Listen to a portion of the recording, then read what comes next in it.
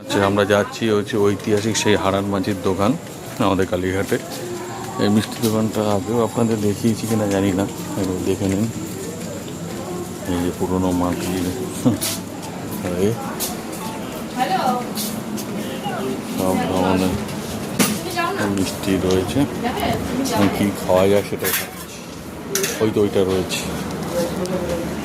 এই যে সব ধরনের মিষ্টি এখানে পাওয়া যায়, বিশেষ করে ছানার মিষ্টিগুলো খুবই বহু পুরনো দোকান। এখান থেকে হারানবাড়ি থেকে এখন মিষ্টি পাওয়া যায়।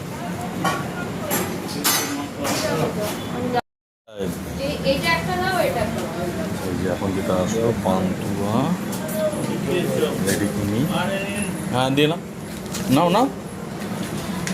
আর এখানে রসগোল্লা, আর একটা জায়গায় যেই দুটো, এইটা একটা আর এই যে ভ্যারাইটি সব মিষ্টি। এটা 100 বছরের উপরে পুরোনো দোকান। এই যে দোকানের মালিক খুব ব্যস্ত খাওয়ার দিতে।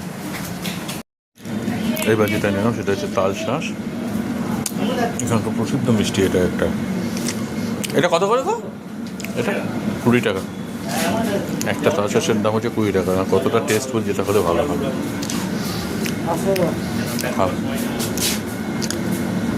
আমার উচিত হবে না, আমার এমনি মিষ্টি খাওয়া বারণ।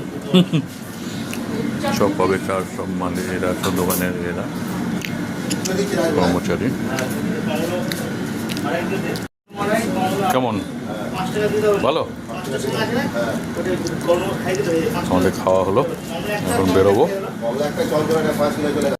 আচ্ছা, আমি ভুল বললাম। দোকানের মালিককে এখন যিনি দেখেন তিনি বলছেন দোকানটা 170 বছরের পুরনো। আমরা নিজেরা কালীঘাটে থাকি, আমরা এই যাই না। ভেতরে লাড্ডু রয়েছে, রয়েছে বাটার ছানার মিষ্টি রয়েছে, দেখার মতো। এটা ঐতিহ্যবাহী দোকানে, এবং মিষ্টির টেস্ট অপূর্ব।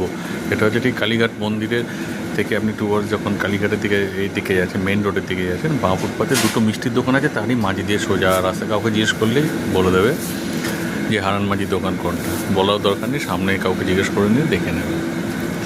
আপাতত এইটুকু।